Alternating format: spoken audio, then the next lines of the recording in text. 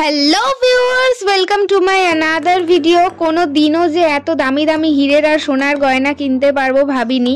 সেদিন একটা live accident দেখেছিলাম স্কুটির সাথে একটা 4 চাকার, তাই রাস্তায় ভিড় হয়ে গেছিল। সো বেসিক্যালি আমরা গিয়েছিলাম সব জুয়েলারি কিনতে। দেখতেই পাচ্ছ বোন সব ডায়মন্ড নেকলেসগুলো পরে পরে দেখছে।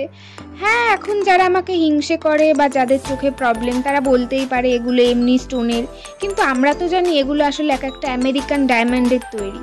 সো ডায়মন্ড কেনার পর চলে যায় ওয়ার্ল্ড নাম্বার 1 ব্র্যান্ডের মেকআপ কিনতে। তারপর আর একটা দোকানে দেখি ব্রাজিলিয়ান ডায়মন্ড। এই দেখো, এটা সুন্দর না?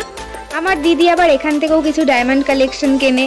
দেখেছো শোকেসে সব দুবাই আর আরাবিয়ান গোল্ডের জুয়েলারি। আর আমার বোনকে রাখো, ও তো কোটি কোটি টাকা শপিং করে ডিপ্রেশনেই চলে গেছে। আর তোমাদের বলে রাখি, আমরা এই গোল্ড, প্ল্যাটিনাম, ডায়মন্ড সব কিনেছিলাম সান্যাল মার্কেট থেকে। তো তোমরা যদি চাও আসতেই পারো, কিন্তু এখানে সব গলা কাটা